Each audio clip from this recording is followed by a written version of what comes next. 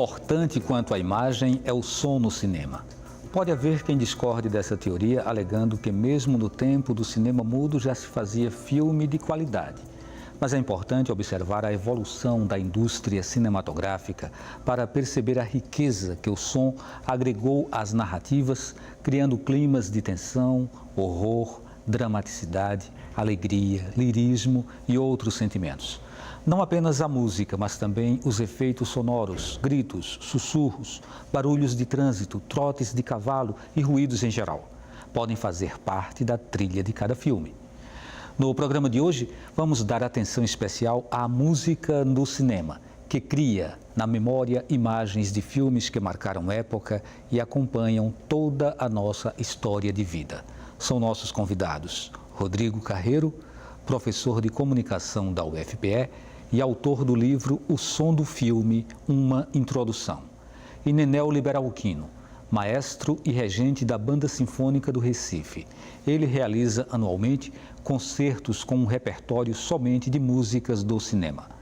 O número de WhatsApp para você enviar perguntas ou sua opinião, 81 98830 7098. Repetindo, 98830 7098. E para você acompanhar o programa pela internet, o endereço eletrônico é o www.ufpe.br/NTVRU.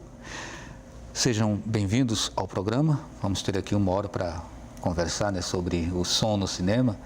E aí, Rodrigo, vamos voltar um pouquinho no tempo, né? Vamos lá para os irmãos Lumière, lá em 1895, né, quando o cinema estava surgindo, e tem o épico filme. Foi mais um plano sequência, né?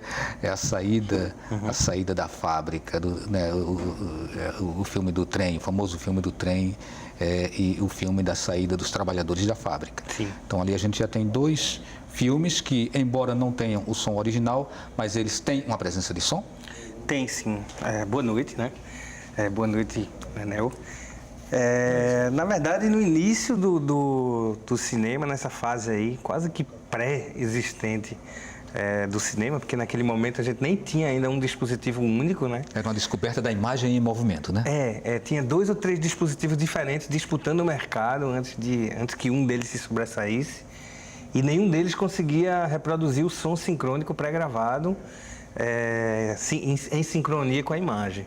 No entanto, o próprio ruído mecânico do projetor, que naquele momento era manual, né, na manivela, ele provocava um barulho indesejado na sala onde estava sendo exibido o filme, e esse som ele precisava ser mascarado de alguma maneira. Então foi aí que começou a convenção de apresentar o filme junto com um fundo musical, que naquele momento ali pareceu aos realizadores a maneira mais eficiente de encobrir esse ruído e ao mesmo tempo dar ao filme uma certa atmosfera que de outra maneira não seria possível. Então você tinha sempre um pianista, um organista, ou em alguns casos até mesmo uma orquestra, uma pequena orquestra, executando a música ao vivo junto com o filme.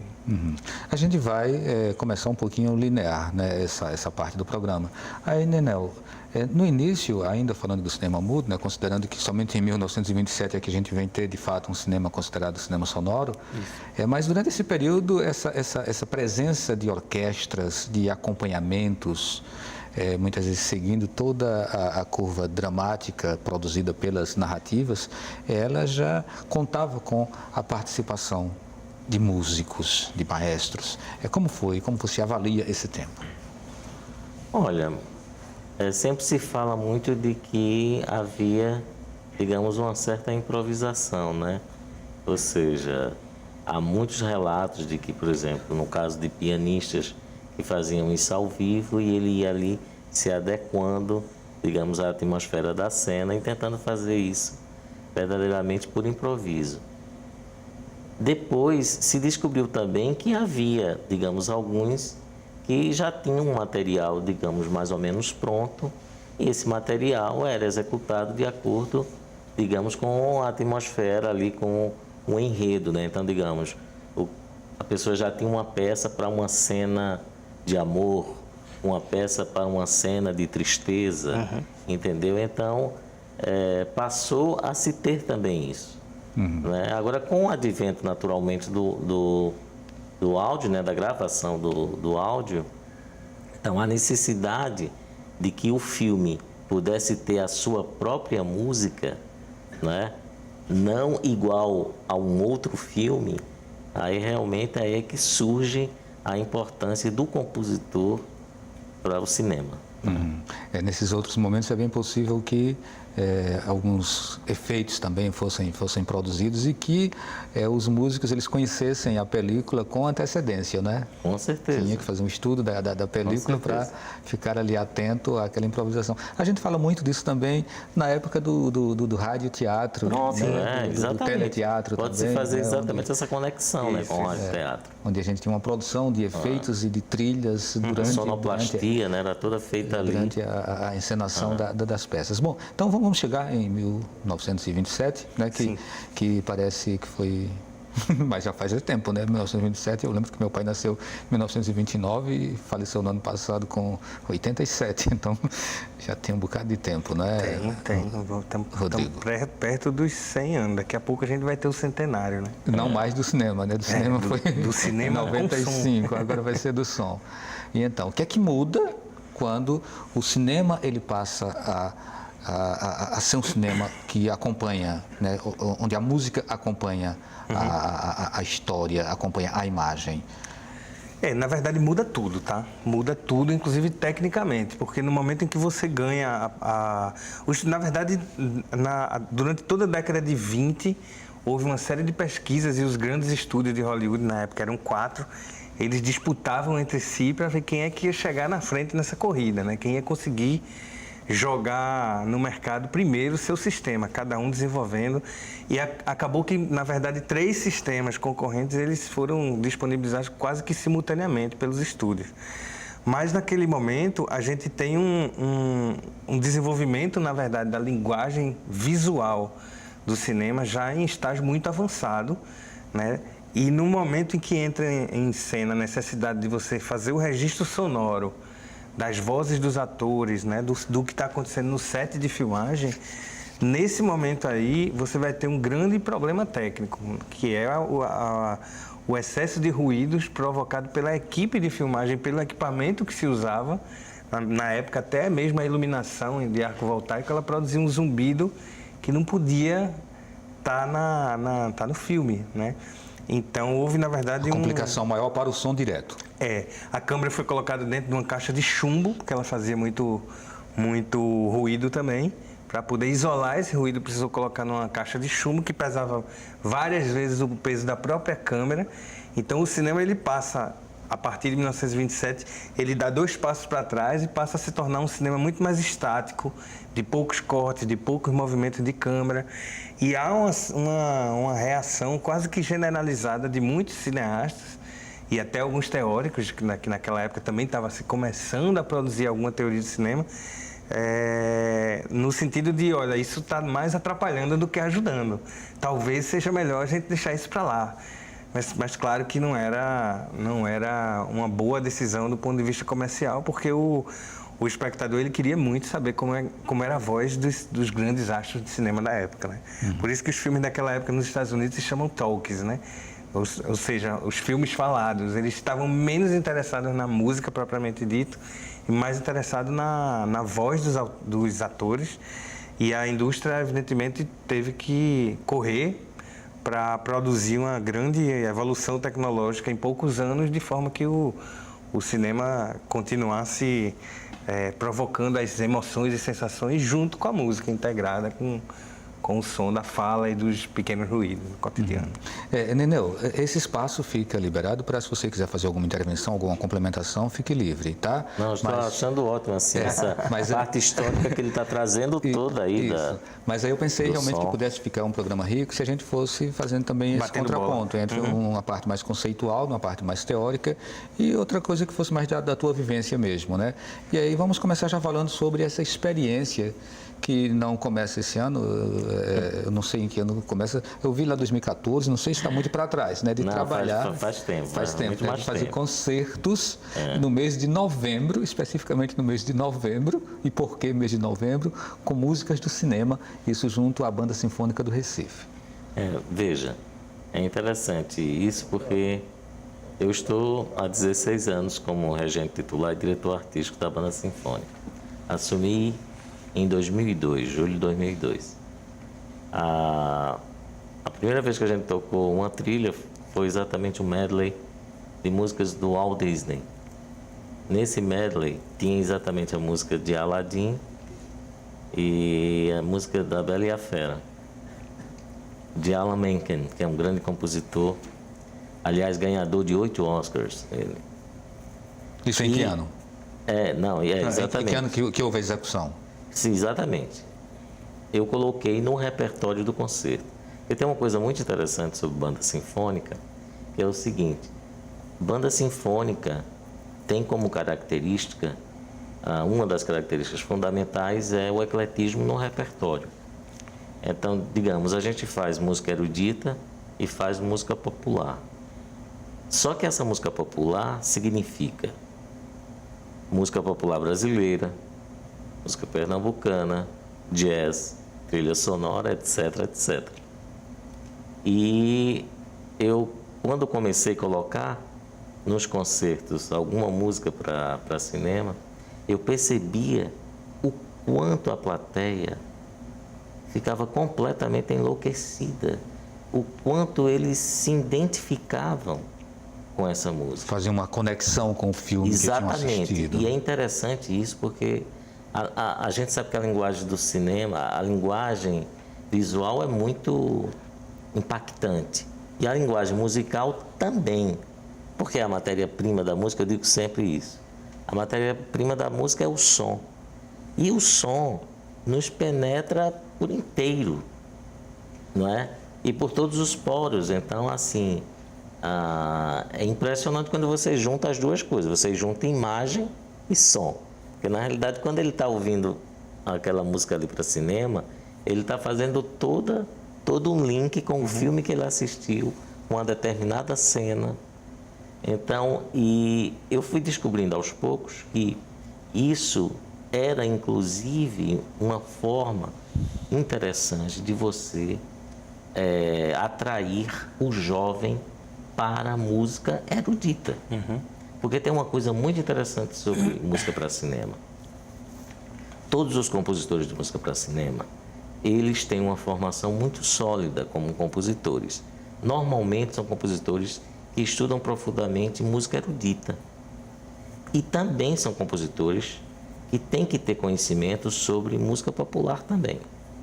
Mas eles têm uma formação sólida em composição erudita.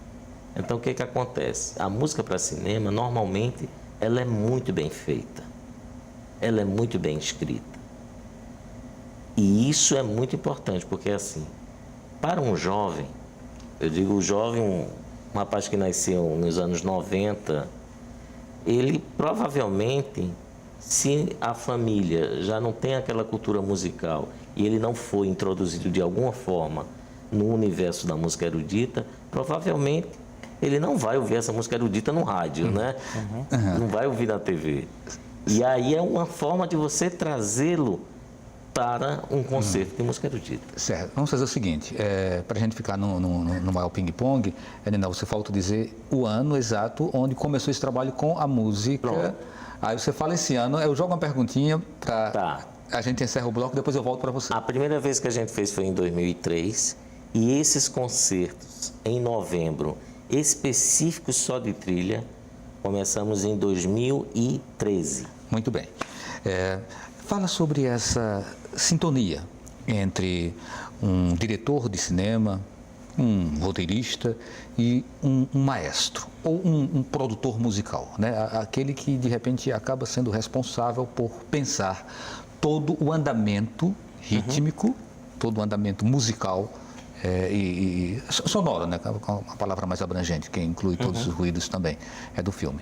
Eu sei que não vai dar tempo em 1 minuto e meio, mas se precisar a gente continua no bloco seguinte. Não, a história do cinema está cheia de grandes parcerias entre diretores importantes, né? Normalmente os mais inovadores, e compositores que passaram décadas produzindo para esse mesmo diretor. Então, Desde o Eisenstein, o Sergei Eisenstein tinha o compositor dele, Prokofiev, até o Hitchcock. O Hitchcock, na verdade, vai trabalhar com 2 diferentes. Mas a parceria mais lembrada dele é com Bernard Herrmann, que fez a trilha de Psicose, provavelmente a trilha mais famosa, né, do cinema. E mais recentemente a gente vai lembrar da parceria de Steven Spielberg, John Williams, mas está cheio, assim. Eu sempre gosto de lembrar para mim, é mais inesquecível a parceria entre o Sergio Leone e o Ennio Morricone, até porque o Leone gostava de filmar com a música do filme já pronta, e isso é muito raro. Normalmente o compositor é o último membro da cadeia produtiva que entra no processo criativo do filme, né? E no caso do Leone, não, ele estava lá atrás. Normalmente o Morricone escrevia os temas do filme e ele tocava os temas do filme no set de filmagem para os atores se adequarem ao tempo da música e à dramaticidade. E que deu toda uma identidade à cinematografia do Sergio Leone, Perfeito. né? Para quem se perdeu um pouquinho, a gente está falando aqui sobretudo do western, né? Dos filmes que marcaram a época nos anos 60. Bem, então a gente faz um pequeno intervalo e a gente volta daqui a pouquinho falando sobre o som do cinema.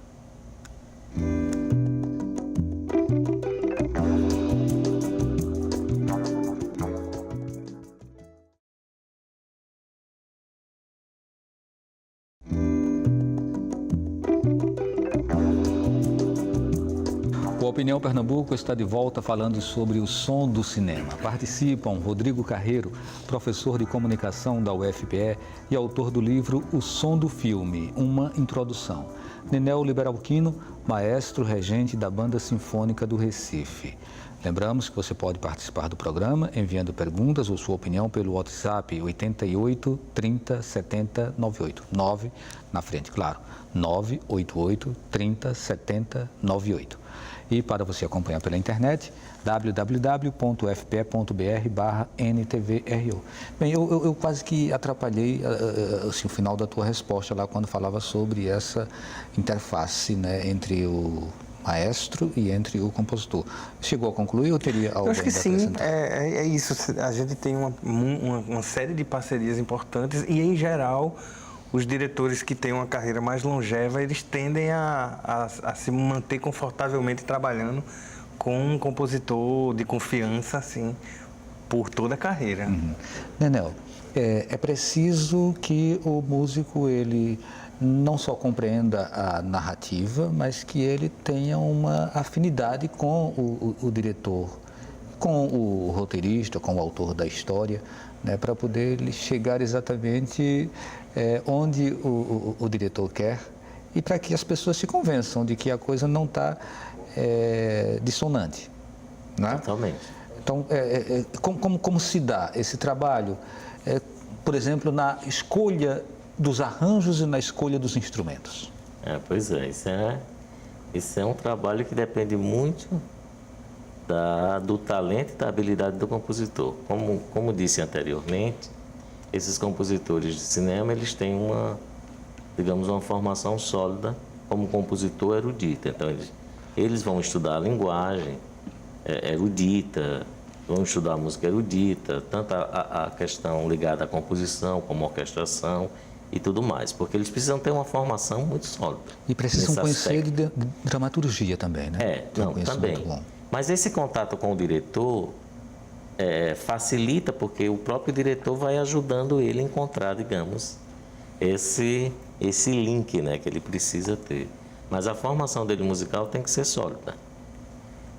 E é uma coisa interessante que, por exemplo, como o próprio Rodrigo estava dizendo, a música é a última a entrar no filme. Normalmente, o compositor tem muito pouco tempo para escrever. Então, o que é que acontece? Muitos compositores compõem e um outro orquestrador faz a orquestração, porque muitas vezes não dá nem tempo dele fazer as duas coisas, ou seja, dele compor toda a música e toda a orquestração daquela música para uma orquestra sinfônica, tá entendendo? Então, por conta desse tempo. E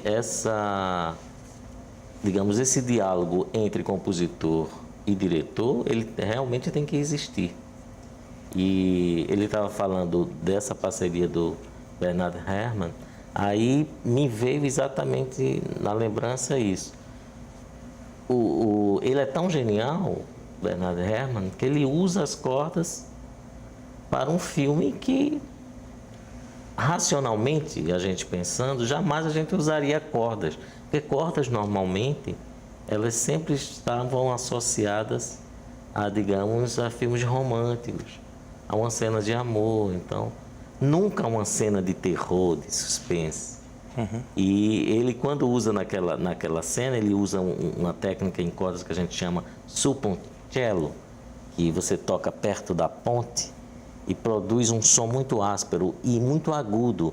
Então ele usa esses dois elementos musicais que fazem exatamente daquele trechinho ali o suficiente para se tornar o suspense que ele quer. Uhum.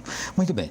A gente vai continuar, né, falando, mas agora vamos dar uma pausazinha para ouvir uma apresentação, um trecho de uma apresentação da Banda Sinfônica do Recife, com a sua regência, que é exatamente em cima da trilha sonora do filme A Pantera Cor-de-Rosa. A gente ouve e depois a gente comenta.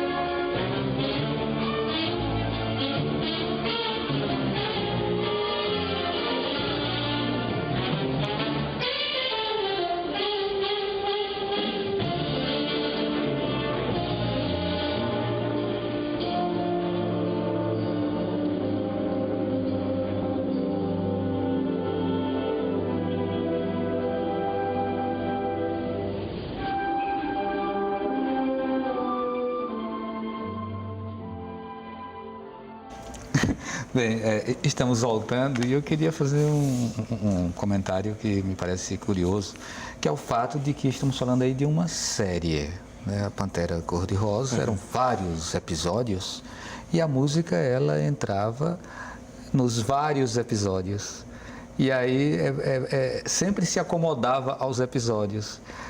Nesse caso aí, Rodrigo, a música ela se harmonizava com um desenho que já havia sido feito, quer dizer, e se prestava e servia para diferentes episódios. Como é isso? É coincidência ou já era pensado fazer assim e isso ter o conceito daquele tipo de narrativa? Uhum. Não, na verdade, essa música, esse tema da Pantera Cor-de-Rosa é muito lembrado por ser, na verdade, duplamente inovador para a sua época. E primeiro porque é um dos primeiros filmes que está utilizando elementos, assim, claro, do jazz na trilha sonora, né? Até então a gente tinha um predomínio do romantismo europeu. E em segundo lugar, pelo fato de ter lançado a tendência de você ter aberturas com músicas que são repetidas em filmes em sequência. Logo depois a gente começa com a franquia do James Bond 007, que vai ter também uma música de abertura sempre marcante e tal. Não é a mesma música, no caso 007 sempre muda o artista e tal, mas neste caso a gente tem a mesma música. E aí isso é ao mesmo tempo um grande desafio e, de certa forma, uma limitação ao trabalho do compositor, porque ele tem que trabalhar com aquele tema, criando variações dele ao longo de cada filme, né? E que a Pantera corre, a Pantera entra numa situação de desespero, ela cai, ela se lasca todinha, ela retoma e a música vai fazendo essa curva. Você sabe que, na verdade, a série animada, né, o desenho animado, ele surgiu a partir da abertura do primeiro filme de longa-metragem, que não é um desenho animado, é um filme um pouco comédia, com Peter Sellers, mas com alguns elementos de thriller policial e tal. Mas a abertura fez tanto sucesso com aquele personagem da Pantera Cor-de-Rosa propriamente dita, né, que aí se cria o desenho animado e toda essa criação musical que vai ser elaborada em cima dele passa a ser realizada. É muito legal. Essa escolha de vocês, Nenel Liberalquino, ela se dá de que forma? Porque, por exemplo, vocês disseram, tocar a Pantera Cor-de-Rosa é importante. Exatamente por isso. Primeiro que é música de boa qualidade. Isso é muito importante, porque aí você está trazendo música boa para uma plateia, digamos, que está ali para ouvir música erudita e música popular, mas música popular de qualidade. E quando a gente toca a trilha sonora, como ela é muito bem feita, então ela se adequa perfeitamente a um repertório onde você tem música erudita. Então, a gente costuma muito fazer isso. Eu coloco tanto música erudita do repertório standard de banda sinfônica, como coloco música popular brasileira, como coloco trilha sonora, como coloco jazz. E esse tema da Pantera tem exatamente isso que o Rodrigo estava falando. O uso do jazz foi muito importante. Talvez tenha sido o elemento mais impactante nessa trilha de Henry Mancini. Porque realmente é ele que traz isso pela primeira vez e aí enriquece. E outra coisa, o tema é totalmente associado ao personagem. Porque o que eu acho também interessante na música para cinema é que ela tem essas três funções que a gente chamaria funções básicas. Uma função relacionada à questão física, então, por exemplo, a locação, o período. Então, claro, se a gente ouve uma música barroca no início de um filme, claro que a gente vai associar ao século XVII, entendeu? Então traz isso. Se eu ouço um jazz, eu posso associar alguma coisa relativa à cultura americana, né? Depois tem o caráter psicológico, que esse é muito importante.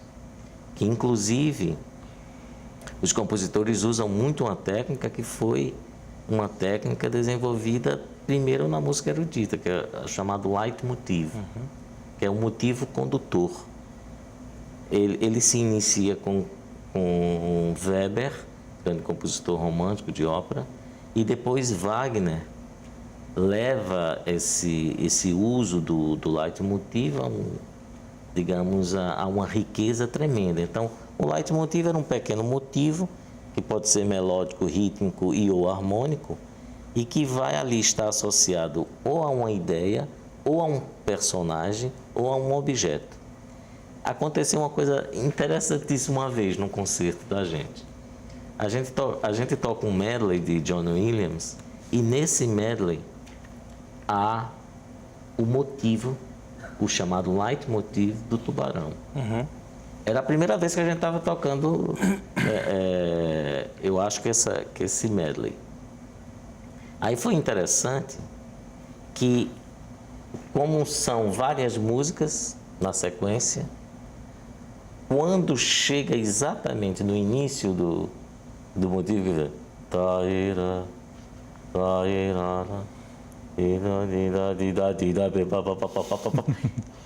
aí alguém gritou lá da plateia: Tubarão! Então, assim, é impressionante a força que tem, entendeu? Isso, né? Quando o compositor cria um leitmotiv, que é ali um motivo condutor para aquele determinado filme, para aquele determinado personagem, para aquela determinada ideia, e as pessoas simplesmente associam com a maior facilidade.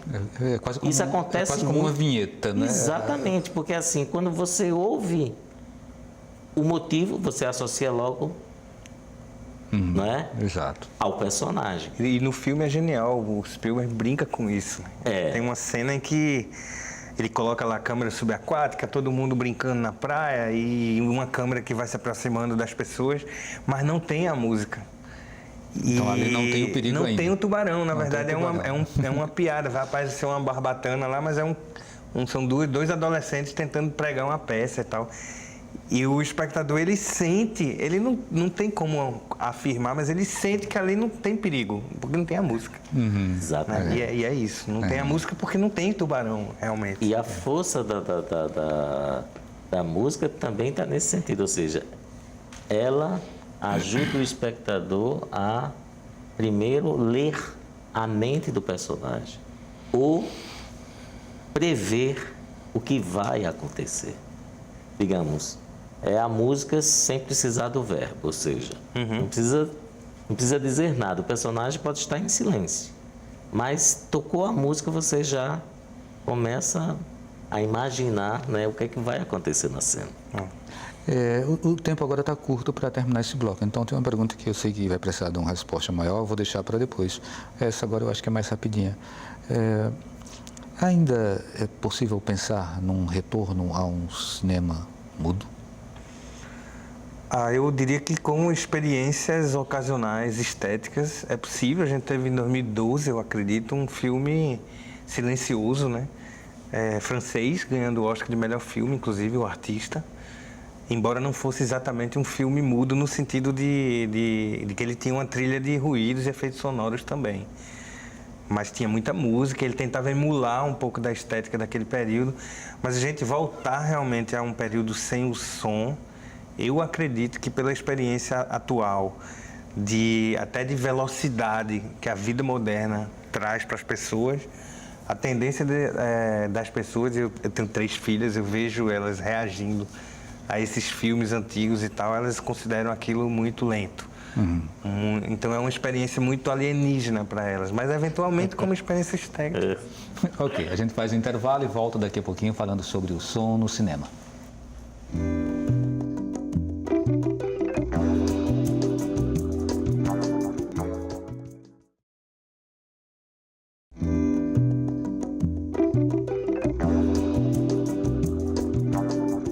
O Opinião Pernambuco está de volta falando sobre o som do cinema. Participam Rodrigo Carreiro, professor de comunicação da UFPE e autor do livro O Som do Filme. Nenel Liberalquino, maestro, regente da Banda Sinfônica do Recife.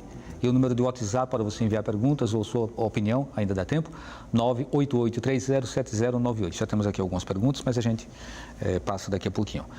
Rodrigo, quando a gente fala em trilha sonora de um filme, a gente não está falando somente de música, né? A gente precisa estar falando aí também de todos os ruídos originais, captados em som direto, ou Foley, né, que é aquele som produzido em estúdio. Queria que tu falasse um pouquinho sobre isso. Qual a importância dessa convergência de todos os elementos na composição da trilha sonora? Certo. Essa tradição, na verdade, nasceu exatamente no início lá do cinema sonoro, por conta daqueles problemas tecnológicos que eu mencionei no outro bloco. Os produtores, eles logo sentiram a necessidade de fazer essas gravações em separado, né? O som direto, focando principalmente nas vozes, nos diálogos entre os atores, a música sendo gravada em separado e uma espécie de reconstituição, ou se a gente quiser uma espécie de dublagem, né, dos efeitos sonoros, dos ruídos, que inclui desde os passos até a interação, sei lá, o farfalhar da roupa. A criação de uma paisagem sonora. De uma paisagem sonora, exatamente. Então, são 3 equipes que estão trabalhando em paralelo, se possível, preferencialmente conversando entre si, para que uma não entre muito na seara da outra, porque hoje em dia a gente tem, de fato, as equipes eventualmente se sobrepondo. Às vezes o cara dos efeitos sonoros se empolga um pouco e cria uma coisa meio para o reino da música, ou eventualmente o cara da música pode eventualmente criar uma música que seja um pouco mais percussiva, e aí ele vai entrar um pouco no terreno dos efeitos sonoros, mas quando isso acontece pode haver uma sinergia criativa ali entre as partes que acaba gerando não apenas um mundo diegético, é um mundo ficcional com a aparência realmente realista, mas ao mesmo tempo acrescido com esse sabor mais atmosférico e sensorial que é trazido pela música. Quem é o mestre desse universo? Sound design ou o maestro? Não. Eu diria que o mestre é o sound designer. Desde a década de 70 é o sound designer. Normalmente é o cara que supervisiona. Mas vou te falar que a música, ela está um pouco fora desse universo e ela entra mais em contato com o diretor ali, se esgueirando. Muito bem, Nenel. Tem músicas que são produzidas originalmente para o filme, né? Às vezes são instrumentais, às vezes elas vêm com uma letra, que pode ser uma letra sugerida pelo roteirista, pelo autor, né, da história, ou não. E tem músicas que são utilizadas, já existentes no mercado. Músicas que fazem sucesso e que, de repente, se adequam àquele tipo de história que está sendo contada. Queria que você falasse um pouquinho sobre isso, né, sobre esse tipo de experiência. Eu acho assim, a música para cinema, verdadeiramente, é tanto que Hollywood, por exemplo, premia Original Score. E tem um prêmio para soundtrack, né? Para canção, né? Canção, para canção, Então, ele faz questão de premiar Original Score porque é essa música para cinema que tem um caráter dramático, que tem um aspecto psicológico e tal, tudo mais. Esse outro tipo de música, se você pega uma música já existente e é uma música com letra, provavelmente ela não vai ter um efeito dramático como tem a própria música para cinema. E na realidade a música para cinema, o mais forte dela é esse caráter dramático. Quer dizer, é ela produzir atmosferas, ela digamos, está conectada com o personagem ali, com a questão do leitmotiv que a gente falou. Então, mas também são músicas importantes, no sentido assim, elas acabam compondo toda a trilha ali do filme e acabam muitas vezes ajudando a própria divulgação do filme, né? Há muitas situações, né, que músicas de sucesso elas vão para o filme. Como, por exemplo, as músicas da Bela e a Fera que o Alan Menken criou se tornaram standards. Então, acontece muito isso. Tanto de fora do mercado para dentro do cinema, como do cinema para o mercado. O Moon River, do próprio Henry Mancini também, por exemplo, e foi também uma música por volta dos anos 60 que ele criou, na década de 60. Então, também fez muito sucesso. Quer dizer, essas músicas depois se tornaram até standards, sendo cantadas por vários cantores, eles colocavam no repertório, então tem essa força também, né? Mas tudo depende exatamente da contextualização, ou seja, em que filme ela foi colocada e de que forma foi colocada. A gente, antes de ir para as perguntas, vamos aqui voltar para assistir mais um trecho de música executada pela Banda Sinfônica do Recife com a regência do maestro Neneu Liberalquino. A primeira que a gente ouviu, A Pantera Cor-de-Rosa, de 1963, né?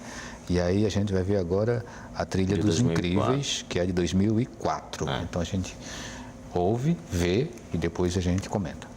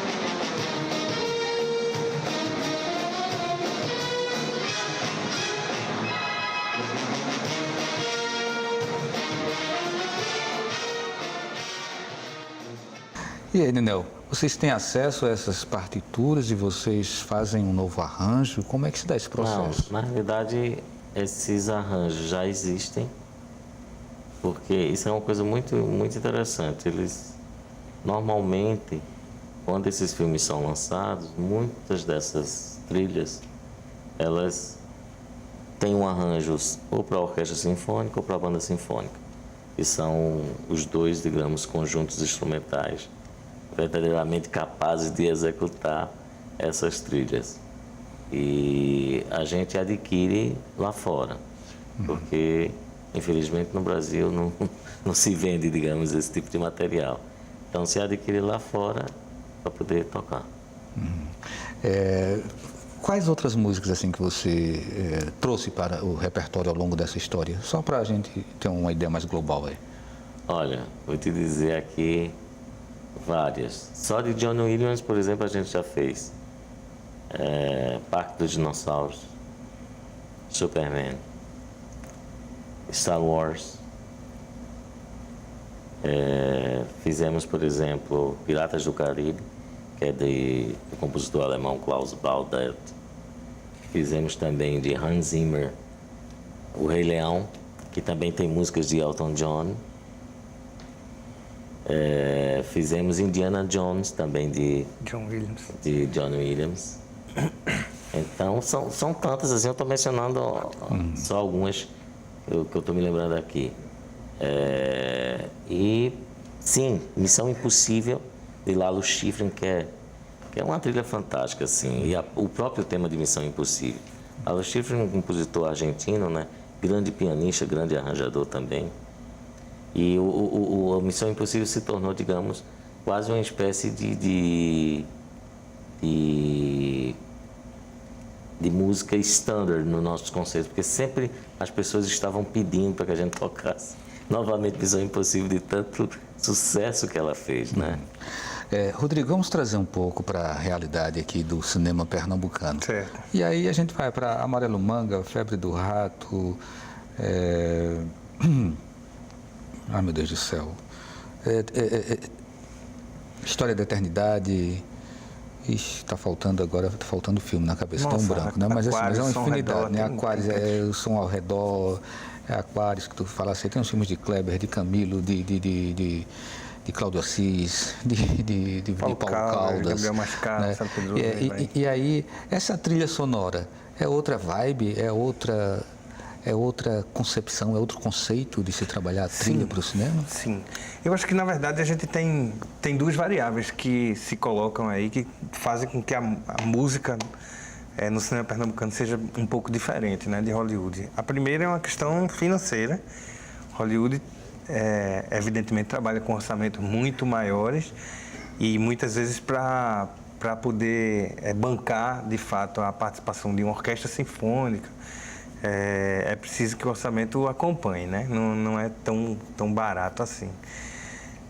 E por outro lado, acho que o cinema pernambucano, particularmente o cinema mais recente, dos últimos 20, 25 anos, talvez depois da retomada, né, para cá, a gente tem uma tendência realista muito forte no cinema pernambucano, e essa tendência realista que está em consonância, inclusive, com os cinemas de baixo orçamento que são realizados em muitas partes do mundo, né, na Europa, na Argentina, no Chile, você vai ter uma tendência de um uso mais minimalista da música.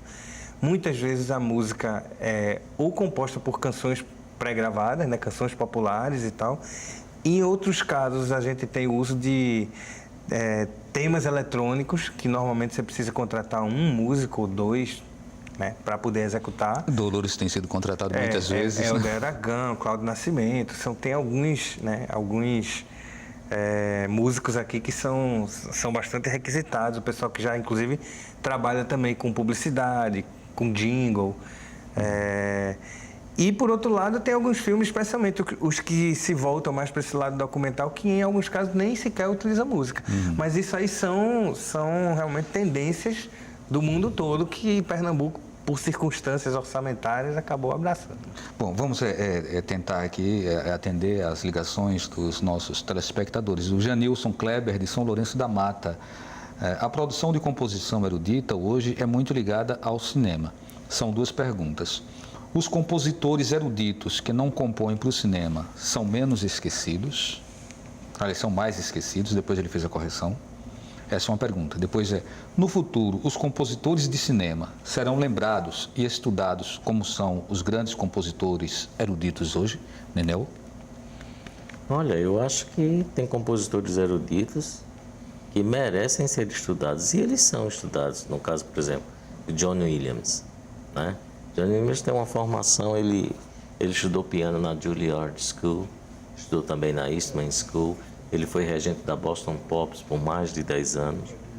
É um grande arranjador. Então, por exemplo, John Williams é um compositor que tem sido muito estudado no cinema. Acontece o seguinte, que essa música para cinema ainda no Brasil, ela é pouco estudada, comparada naturalmente com os Estados Unidos, que há vários cursos em várias universidades, em todos os lugares nos Estados Unidos, onde você pode estudar música para cinema.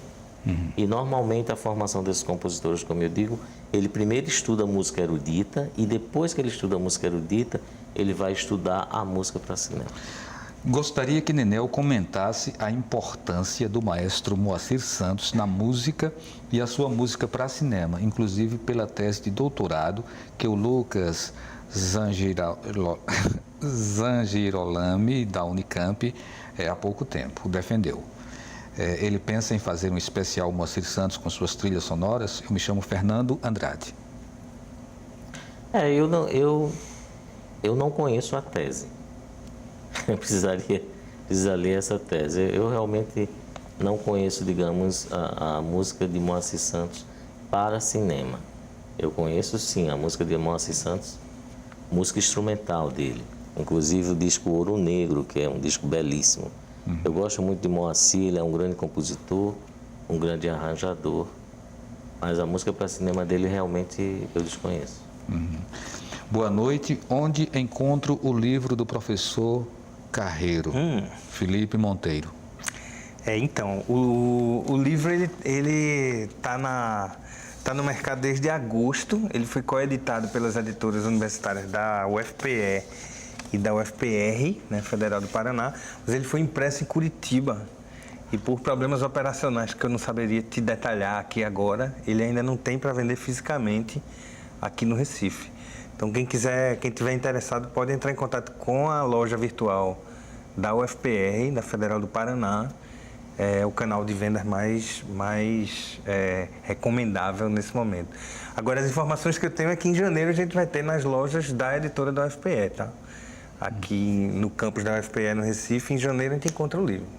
E qualquer dificuldade me acha nas redes sociais que eu coloco em contato com as pessoas que podem fazer essa transação. Eu mesmo não tenho os exemplares do livro ainda aqui agora. Mas... Rodrigo, eu li um artigo seu, não lembro agora exatamente onde a fonte, né? Mas que você faz toda uma abordagem sobre o cinema de horror, né? A trilha sonora no cinema de horror. Isso consta também no teu livro? Eu queria que você falasse sobre isso e um pouquinho mais sobre o seu livro. Que a gente já vai chegando no final do programa. Na verdade, eu tenho que te adiantar, na verdade, que o próximo livro que eu vou trabalhar é justamente sobre a questão do som no cinema de horror. Um livro inteiro só sobre isso. Um livro inteiro caber, né? Talvez nem caiba, né? Não. Alguma coisa. Então, nesse livro eu falo muito pontualmente, mas não, esse tema realmente, o próximo livro, inclusive, já está na reta final, está praticamente, só falta dar uma revisada nele.